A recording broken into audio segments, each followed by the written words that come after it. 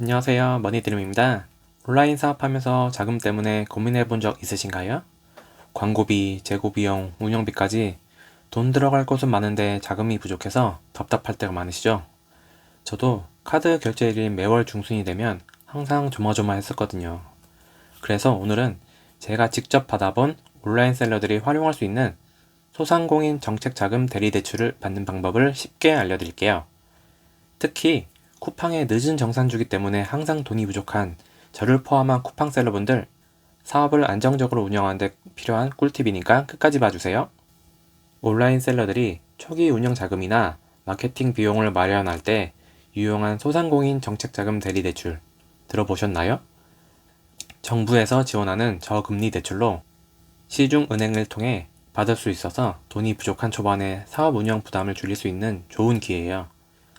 소상공인진흥공단에서 직접 대출을 해주는 게 아니라 은행이 대신 대출을 실행해주는 방식인데요. 그럼 누가 신청할 수 있을까요? 온라인 셀러와 소상공인이라면 이 대출을 신청할 수 있어요. 스마트 스토어나 쿠팡, 자사몰을 운영하는 분들도 모두 포함됩니다. 연매출 120억 이하의 사업자라면 가능하고 개인 사업자든 법인이든 모두 신청할 수 있어요.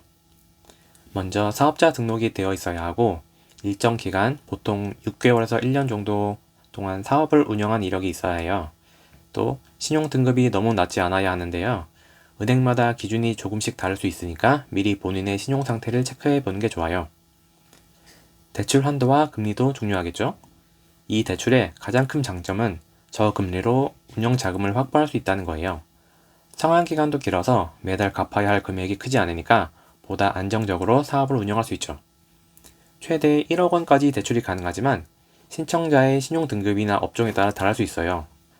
온라인 셀링을 막 시작한 분들은 평균 2천에서 3천만 원 정도가 가능한 것 같았어요.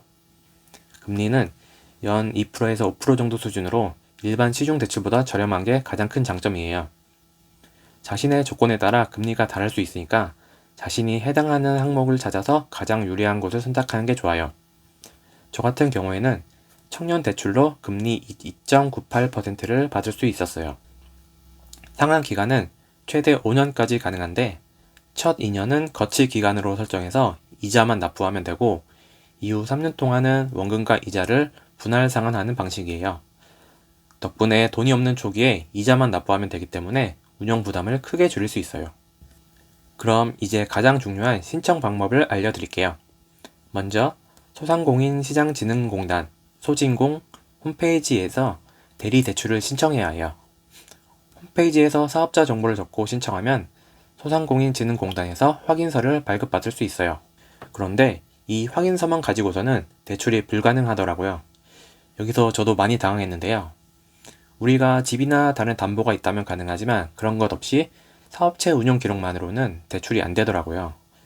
그래서 그 확인서를 가지고 신용보증재단과 같은 보증기관에 제출하여서 보증서를 신청하는 절차가 필요해요. 보통 사업자 주소지에 있는 보증재단으로 신청하면 되고 저는 경기도에 있었기 때문에 경기 신용보증재단에 제출했어요. 여기서 또 꿀팁. 예전에는 보증재단에 직접 가서 신청을 해야 했지만 이제는 각 보증재단마다 어플로 비대면으로도 신청이 가능해서 따로 방문할 필요가 없어졌어요. 그러니 편하게 어플로 신청하세요. 신청을 하고 나면 사업자 주소로 실제 사업을 잘 하고 있는지 실사가 나오게 되는데요.